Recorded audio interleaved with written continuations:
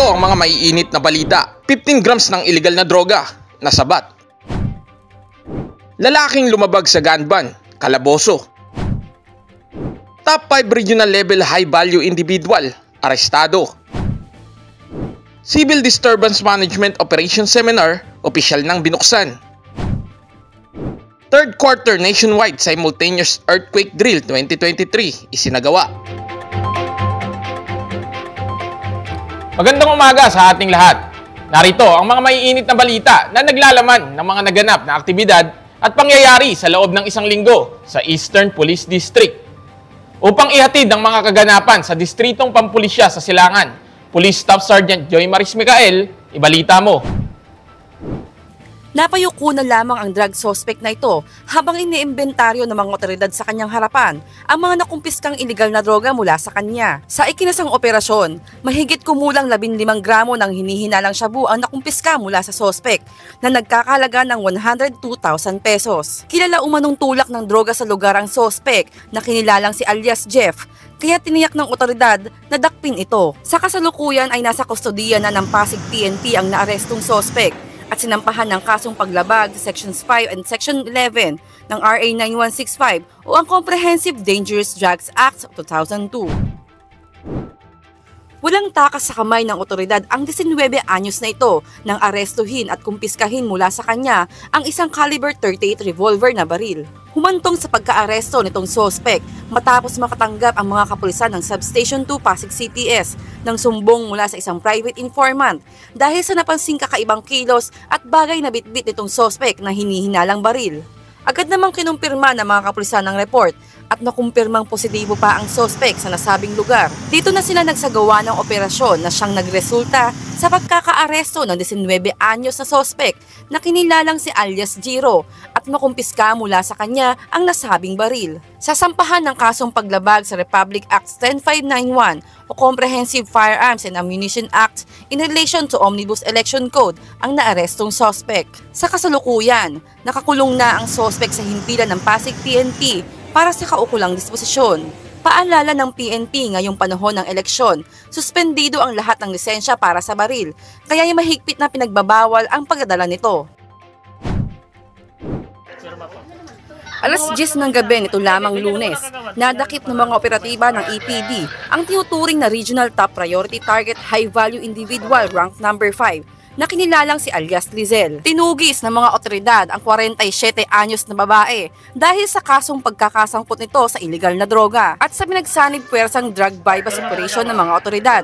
Nahulog sa pain na nagsilbing pusher buyer itong suspect. Sa kanilang transaksyon sa halagang 6,500 pesos, matagumpay na nakabili ang pusher buyer kay alias Lizel ng isang sealed sachet na naglalaman ng hinihinalang shabu na nagresulta sa agarang pagkaaresto ng suspect. Tinatayang mahigit kumulang 15 grams ang hinihinalang shabu na nagkakahalaga ng 102,000 pesos ang nakumpiska ng mga otoridad mula kay alias Lizel. Kasalukuyang nasa kustodiya na ng Marikina PNP ang naarestong suspect para sa kaukulang disposisyon at proseso ng kanyang kaso. Kasong paglabag sa Sections 5 and 11 ng RA 9165 o Comprehensive Dangerous Drugs Act ang isinampa laban sa suspect.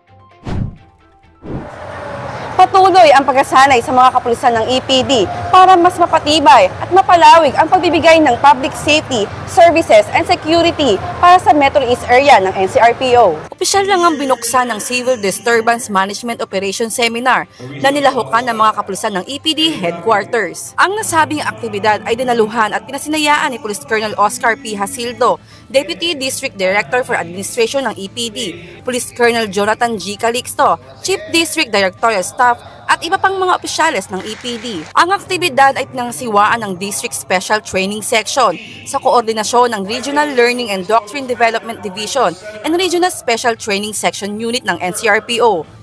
Ito'y kaugnay sa paghahanda ng seguridad para sa nalalapit na barangay sa Sangguniang Kabataan eleksyon. Nagbigay naman ng mensahe si Police Colonel Hasildo sa mga dumalo sa nasabing programa at kanyang binigyan diin ang kahalagahan ng nasabing seminar. Tinitiyak ng Eastern Police District na ang mga kapulisan nito ay handa at alerto upang mas maging epektibo ang pagbibigay seguridad sa barangay at Sangguniang Kabataan Election 2023 dito sa buong Metro East.